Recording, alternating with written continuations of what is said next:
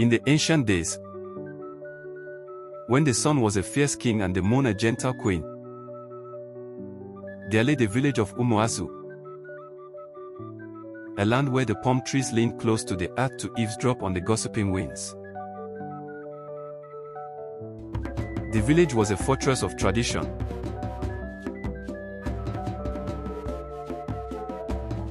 built upon the jagged Ogbo rocks and blessed by the milky waters of the Ayocha River.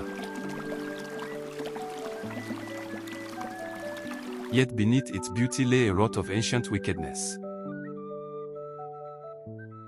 The story begins on a day of heavy mist at the forbidden shrine of Agunko, where a young and ambitious Odumadu stood before the blind Dibia Okeke. Odumadu, driven by a thirst for power that scorched his throat like dry gin, sought to take the throne of Umu-Azu from the rightful lineage. Amidst the smell of sacrificial blood and the eerie silence of the shrine's altars, a dark pact was sealed. Odumadu would become king, but the price would be a curse that would silence the joy of the land.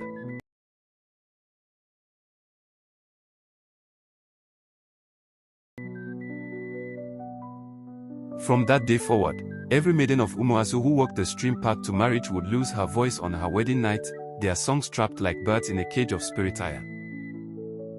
Decades passed, and Odumadu ruled with an iron fist, his palace surrounded by high mud walls and shaded by coconut trees that seemed to weep oil instead of water.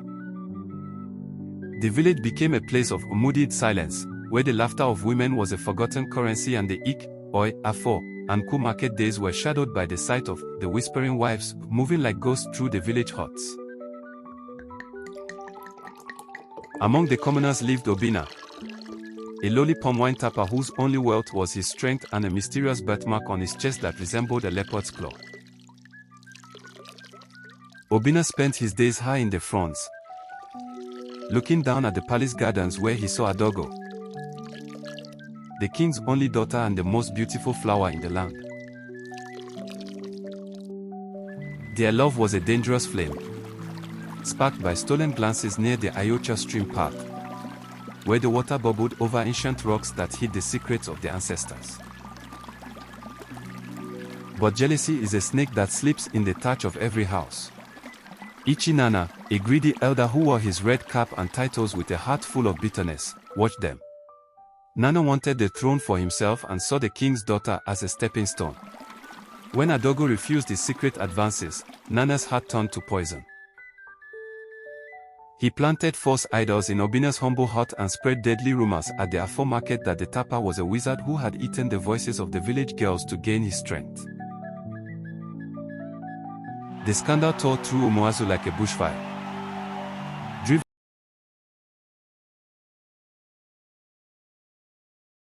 Driven by a mix of fear and manipulated rage, the villagers dragged Obinna to the market square. Under the scorching noon sun, he was beaten and cast into the Oho Ofia, the evil forest, where the trees have teeth and the ground drinks the tears of the abandoned. In the depths of the forest, amidst the rotten leaves and the spirits of the unburied, Obinna did not die. Instead, the spiritual weight of the forest opened his eyes. He found a hidden altar behind a waterfall of black water, where the ghost of his real father revealed the truth of his birth.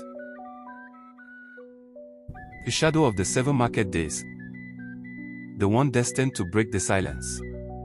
While he trained with the spirits, the village of Umu-Azu fell into deep sadness and bitterness.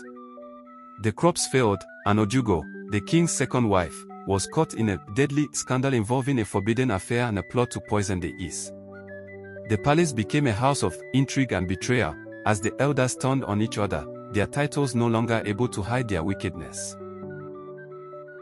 The climax arrived during the great Iyaiji New Yam festival. The village was gathered, the Ojin bells were clanking, and the Ekoro drum was prepared to sound, but the atmosphere was heavy with a curse that seemed to choke the very air.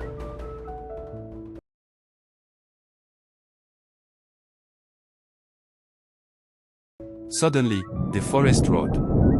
Obinna emerged from the path of the Ogbo rocks, no longer a tapper but a warrior king clad in the skin of a leopard, his eyes glowing with the fire of the ancestors. A terrifying horror unfolded as the sky turned the color of bruised plums and the ground beneath the Agunko shrine split open. The spirits of the silenced maidens rose like a white mist from the river, circling the Iza's palace. In a deadly and suspenseful showdown, the truth was forced out. Odumadu, broken by the sight of the spirits and the power of the true heir, fell to his knees in the dust of the market square and confessed his blood oath. As the confession left his lips, a miracle happened that would be told for 1,000 years. A sound like 1,000 rushing waterfalls erupted from the throats of every woman in the village. The curse snapped. The bitterness was washed away by a flood of joy and laughter, so loud it shook the coconuts from the trees. Ichinana, trying to escape with stolen gold, was struck down by the very spirits he had mocked, his body becoming a permanent part of the rocks he tried to hide behind. The happy ending was a festival unlike any other. The village huts were repainted with beautiful uli patterns, and Obinna was crowned under the moonlight, with Adogo by his side, her voice now the sweetest song in the land. The night was no longer silent, it was filled with praises, the rhythm of the ekwe, and the triumphant dancing of a people who had finally stepped out of the shadow and into the light. This story is produced by Tale Harvest. Hedi 4G. You're humble without fumble. From Mary Pio. Please help us subscribe, like, and comment on this channel in order for you to get fresh updates.